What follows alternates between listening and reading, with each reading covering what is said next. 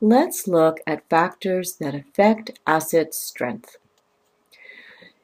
The more polar the hydrogen X bond, whatever that element is that the hydrogen is bonded to, or the weaker the HX bond, the more acidic the compound. So that makes sense because the weaker the bond, the more easily we can clip off an H+. And the more polar the bond means that the two electrons that are being shared between hydrogen and the other element spend most of their time on the other element. So if we lose this H+, meaning the hydrogen without any electrons, our conjugate base, what we're left with, is going to be stable. So as we go from left to right across the periodic table, acidity is going to increase. Now, if we remember, let me just bring up electronegativity. That's what we have to remember. As we go from left to right, electronegativity increases within the main group elements. And it's really the nonmetals that we have to look at because the hydrogen in most acids is going to be attached to one of the nonmetals. So as we go from left to right, electronegativity increases, and so that means the polarity is going to increase. As we go down, the strength of the acid is going to increase. And that has to do more with the weaker bond, because as we go down the periodic table, the size of an atom increases.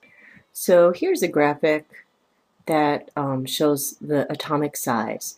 As we go down a family, the size increases. And what we care about not so much is the metals, but the nonmetals. So as we go down a family, that size increases, and so the bond between these atoms and hydrogen is going to be weaker because the distance between the two nuclei is going to increase.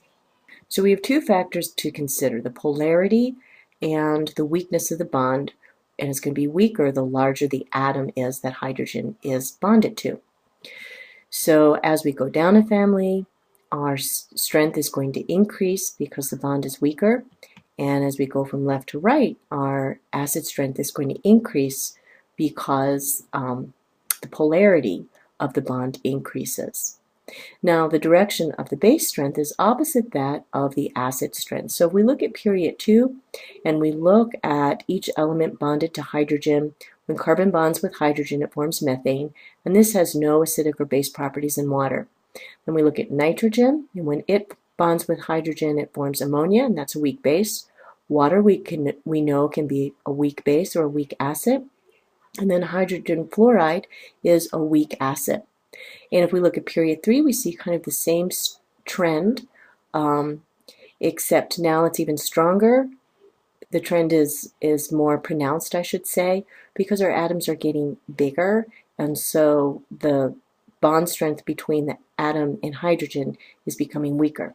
So silane has no acidic or basic properties in water. Phosphine is a weak base. Hydrogen sulfide is a weak acid, and hydrochloric acid is a strong acid because now, because of the greater size of chlorine compared to hydrogen, this hydrogen-chlorine bond is very weak, or weaker, I should say.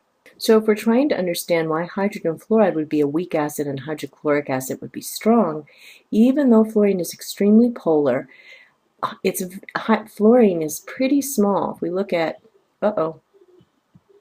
if we look at how small fluorine is compared to chlorine, chlorine is almost twice the size. So even though the hydrogen-fluorine bond is going to be pretty polar, in HF, hydrogen is going to be pretty close to the fluorine nucleus, and so that's going to allow for a pretty strong bond. But the other halogens are much larger, and so that's a weaker bond, so hydrogen can be easily clipped off.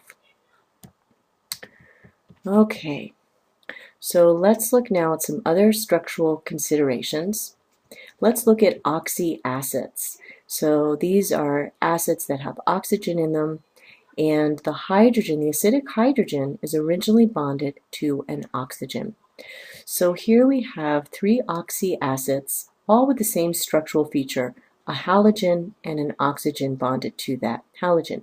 Now, even though hydrogen is put out in the front in terms of the chemical formula, the hydrogen is not bonded to the halogen, but actually to the oxygen. And in most oxyanions, this is the case. The hydrogen is always put out in front in terms of the formula, so we can identify it as an acid, but structurally, that hydrogen is going to be bonded to the oxygen.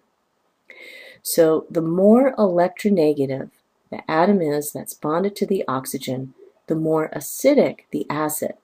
And that is because the conjugate base is going to be more stable. The more stable the conjugate base, the stronger the acid. So let's look at this series right here. We have hypochlorous acid, hypobromous acid, and hypoiodous acid. And each of these are halogens, and each of them have decreasing electronegativity. Chlorine is the most electronegative, and bromine comes next, and then iodine is the least electronegative. And here's just a reminder of electronegativity. As we go down a family, electronegativity decreases.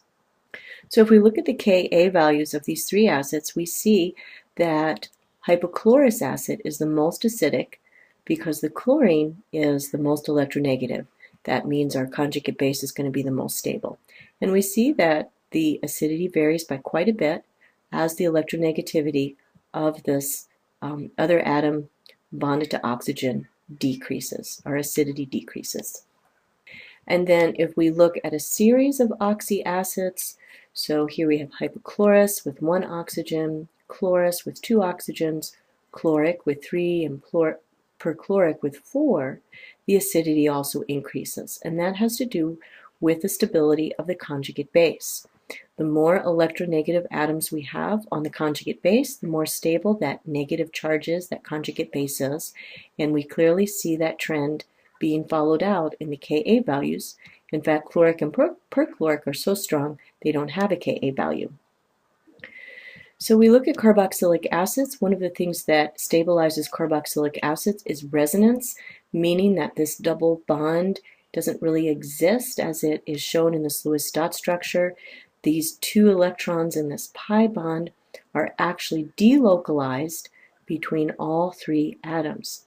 Now, one thing that's not shown on this slide, but is actually pretty important, is that if you have a carboxylic acid and there are electronegative atoms on the carboxylic acid, for example, if this hydrogen was a chlorine or a fluorine, then that would make the acid stronger because the conjugate base would be stabilized. So not only does the resonance allow carboxylic acids to be more acidic because our conjugate base is stable, but also if we have more electronegative atoms bonded to this chlorine, oops, sorry about that, that's going to make the conjugate base more stable and therefore the weak acid stronger. So let's sum up here.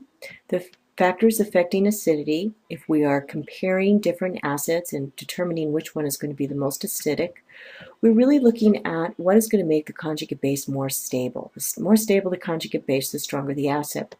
So what gives us clues? Well, if we have weak hydrogen X bonds, meaning our X atom is going to be large, then that's going to allow us to have a stable conjugate base. Also, if we have polar HX bonds, that means our other atom is going to be very electronegative, so it's going to be very comfortable accommodating that negative charge that occurs when we form our conjugate base. And then the increasing number of electronegative atoms, oxygen, fluorine, and chlorine, for example, will also stabilize that conjugate base.